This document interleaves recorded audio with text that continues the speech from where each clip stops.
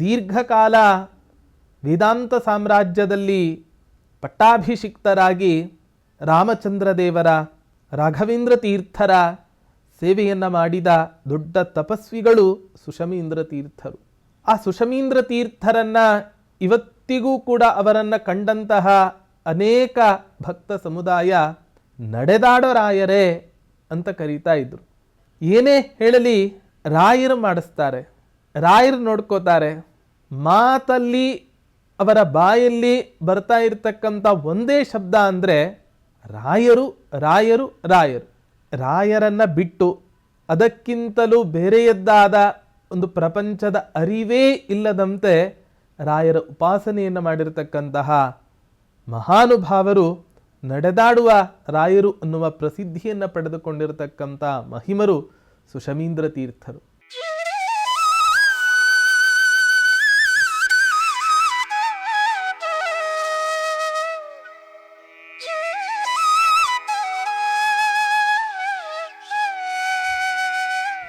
ಪೂಜ್ಯಾಯ ರಾಘವೇಂದ್ರಾಯ ಸತ್ಯಧರ್ಮರತಾಯ ಚ ಭಜತಾಂ ಕಲ್ಪವೃಕ್ಷಾಯ ನಮತಾಂ ಕಾಮಧೇನವೇ ದುರ್ವಾದಿಧ್ವಾಂತರವಯೇ ವೈಷ್ಣವೇಂದೀವರೇಂದವೇ ಶ್ರೀ ರಾಘವೇಂದ್ರ ಗುರವೇ ನಮೋ ಅತ್ಯಂತ ದಯಾಲವೇ.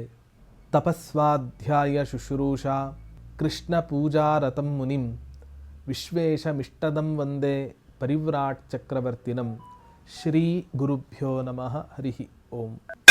ಕೃಷ್ಣಾವಧೂತರು ರಚನೆ ಮಾಡಿದ ರಾಯರ ಸಹಸ್ರ ನಾಮಾವಲಿಗಳಲ್ಲಿ ಅನೇಕ ನಾಮಗಳ ಚಿಂತನೆಯನ್ನು ನಾವು ಮಾಡಿದ್ದೇವೆ. ಇವತ್ತಿನ ದಿನ ರಾಯರಲ್ಲಿ ಒಂದು ವಿಶಿಷ್ಟವಾದ ಮಹತ್ವಪೂರ್ಣವಾದ ಗುಣವನ್ನು ಪ್ರತಿಪಾದನೆ ಮಾಡತಕ್ಕಂತಹ ಒಂದು ನಾಮ ಓಂ ದ್ರವಚಿತ್ತಾಯ ನಮಃ. ರಾಘವೇಂದ್ರ ತೀರ್ಥರ ಮನಸ್ಸು ಮುಗ್ಧ ಮನಸ್ಸು.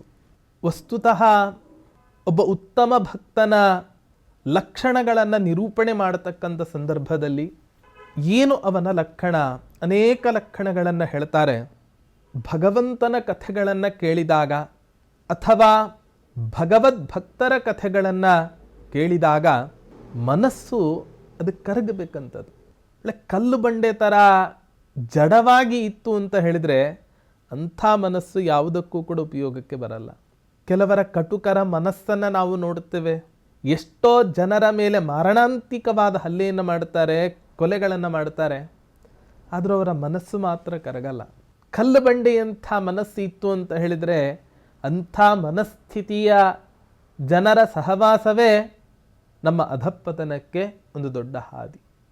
ರಾಘವೇಂದ್ರ ತೀರ್ಥರ ಮನಸ್ಸು ಅತ್ಯಂತ ಮುಗ್ಧವಾದ ಮನಸ್ಸು. ಈ ಪುಟ್ಟ 3-4-5 ವರ್ಷದ ಮಕ್ಕಳ ಮನಸ್ಸು ಯಾವುದು ಕೆಟ್ಟದು ಅನ್ನೋ ಪರಿಕಲ್ಪನೆಯೇ ಇಲ್ಲದೆ ಇರತಕ್ಕಂತಹ ಮನಸ್ಸು ಆ ಮಕ್ಕಳದ್ದಾಗಿರುತ್ತೆ. ಜಗತ್ತಿನಲ್ಲಿ ಇರೋದೆಲ್ಲವೂ ಕೂಡ ಒಳ್ಳೆಯದೇ, ಇದು ಕೆಟ್ಟದು ಇದು ಒಳ್ಳೆಯದು ಅಂತ ಯಾವಾಗ ಗೊತ್ತಾಗುತ್ತೆ ಅಂದರೆ ಅವರ ತಂದೆ ತಾಯಿಯಿಂದ ಗೊತ್ತಾಗುತ್ತೆ. ಯಾಕೆ ಅವರ ಮನಸ್ಸು ಮುಗ್ಧ ಆಗಿರೋದಿಲ್ಲ. ರಾಯರ ಮಠದ ಪರಂಪರೆಯಲ್ಲಿ ಬಂದಂತಹ ಮಹಾನುಭಾವರು, ಪವಾಡ ಪುರುಷರು, ಮಹಾಮಹಿಮರು ಸುಷಮೀಂದ್ರ ತೀರ್ಥ ಶ್ರೀಪಾದರು.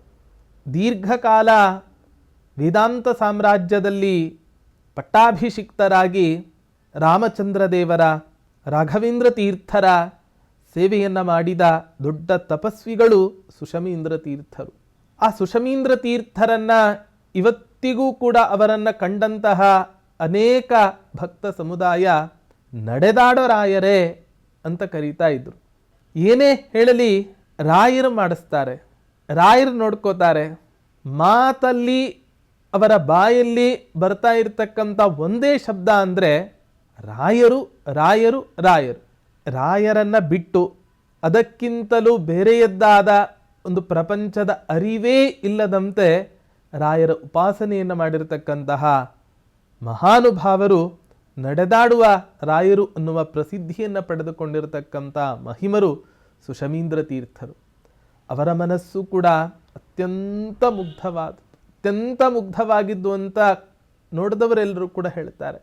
ಅವ್ರಿಗೆ ಯಾಕೆ ಆ ಮನಸ್ಸು ಬಂತು ಅಂತ ಹೇಳಿದರೆ, ಯಾರ ಉಪಾಸನೆಯನ್ನು ಮಾಡ್ತಾರೋ ಆ ಉಪಾಸ್ಯನಾದ ವ್ಯಕ್ತಿಯಲ್ಲಿ ಇರತಕ್ಕಂತಹ ಗುಣಗಳು ಅವರಲ್ಲಿ ಬರುತ್ತೆ.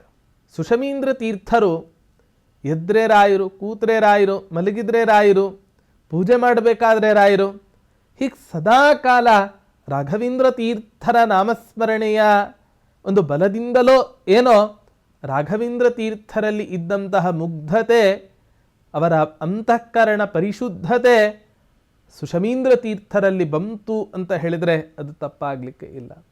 ತಂ ಯಥಾ ಯಥಾ ಉಪಾಸತೆ ತಥೈವ ಭವತಿ ಅನ್ನುವ ಕೃಷ್ಣ ಪರಮಾತ್ಮನ ಮಾತೂ ಕೂಡ ಇದಕ್ಕೆ ಸಾಕ್ಷಿಯಾಗುವಂತೆ ಇದೆ.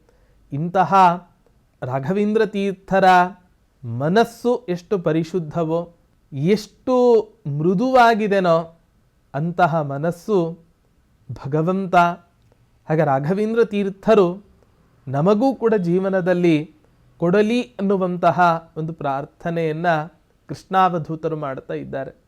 ನಮ್ಮ ಮನಸ್ಸೆಲ್ಲ ಅಷ್ಟು ಸುಲಭದಲ್ಲಿ ಇಲ್ಲ. ಇನ್ನೊಬ್ಬರು ಅಳುತ್ತಿದ್ರೇ ನಮಗೆ ಮನಸ್ಸು ಕರಗಲ್ಲ ಅಂತ ಹೇಳಿದರೆ, ದೇವರ ಕಥೆಗಳನ್ನು, ಭಗವದ್ಭಕ್ತರ ಕಥೆಗಳನ್ನು ಕೇಳಿದಾಗ ನಮಗೆ ಜೀವನದಲ್ಲಿ ಮನಸ್ಸು ಕರಗಲಿಕ್ಕೆ ಯಾವತ್ತಾದರೂ ಕೂಡ ಸಾಧ್ಯ ಉಂಟಾ? ಹಾಗಾಗಿ ರಾಯರ ಹತ್ರ ಪ್ರಾರ್ಥನೆ ಮಾಡೋಣ. ಸುಷಮೀಂದ್ರ ತೀರ್ಥರೇ ಸಾಕ್ಷಿ ಇವತ್ತಿನ ದಿನ. ಅಂಥ ಸುಷಮೀಂದ್ರ ತೀರ್ಥರಿಗೆ ಮುಗ್ಧ ಮನಸ್ಸನ್ನು ಕೊಟ್ಟಂತಹ ರಾಯರು ನಿಷ್ಕಲ್ಮಶ ಭಕ್ತಿಯಿಂದ ನಾವು ಅವರ ಉಪಾಸನೆಯನ್ನು ಮಾಡಿದಾಗ ನಮಗೆ ಕೊಡಲ್ಲ ಅಂತ ಹೇಳ್ತಾರ? ಕೊಟ್ಟೇ ಕೊಡ್ತಾರೆ ಅನ್ನುವ ಅಚಲವಾದ ನಂಬಿಕೆಯಿಂದ ಕೃಷ್ಣಾವಧೂತರು ಓಂ ದ್ರವಚ್ಚಿತ್ತಾಯ ನಮಃ ಓಂ ಅಂತ ಹೇಳಿ ಪ್ರಾರ್ಥನೆಯನ್ನು ಮಾಡುತ್ತಾ ಶ್ರೀಕೃಷ್ಣ ಅರ್ಪಣ.